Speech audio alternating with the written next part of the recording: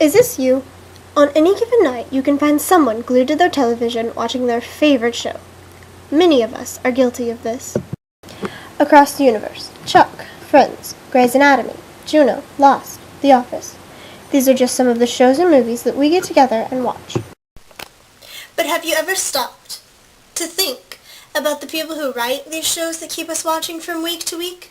Or those movies that make us watch them over and over? Well, these insanely creative people are writers, and they are not nearly as appreciated as they should be. You may have noticed that your favorite shows have been playing reruns. This, as you may have known, is due to the recent writer's strike. And although the writer's strike is over, people still need to know why it occurred in the first place. Every year, the Alliance of Motion Picture and Television Producers, or AMPTP, and the Writers Guild of America, or WGA, get together to discuss the WGA members' contract, as many WGA members are employed by the AMPTP.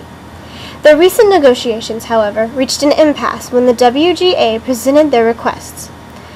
When their current contract expired, WGA members went on strike. This was not the first writer's strike. In fact, there were two others in the last century. The first, in 1960, was caused by writers wanting to be paid for reruns. Before this, they were only paid for the first 5 American reruns. Afterwards, however, they received a 4% royalty on all reruns. In the 1980s, the WGA went on strike concerning the home video market. Entertainment companies argued that it was an unproven market and videotapes were expensive to produce. After the longest writer's strike in history, the WGA accepted a small 0.3% payment of the first 1 million gross sales of home videos. And then in 2007, the WGA went on strike again. The key issues being DVD residuals and compensation for new media.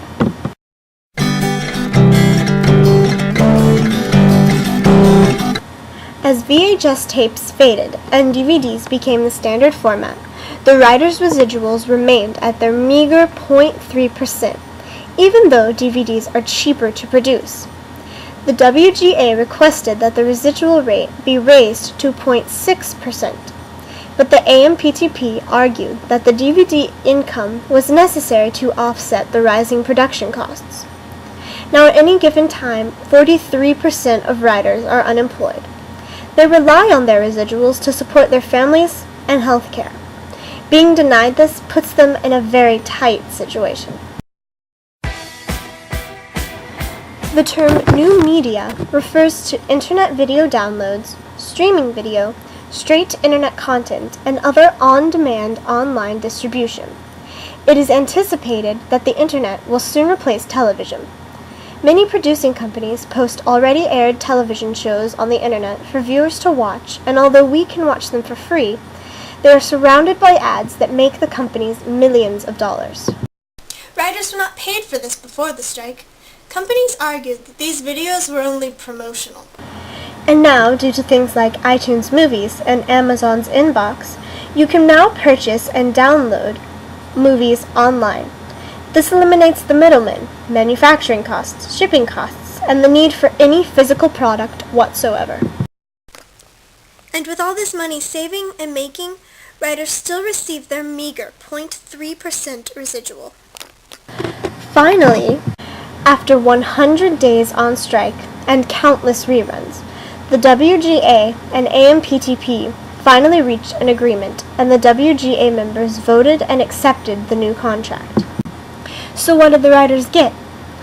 They received a doubled residual rate for movies and TV shows sold online. They received a 3% overall pay increase, and they received residuals for videos shown online. So the next time you watch a new episode of your favorite show, think about the people who wrote it, and how through unity and persistence they gained a few well-deserved rights.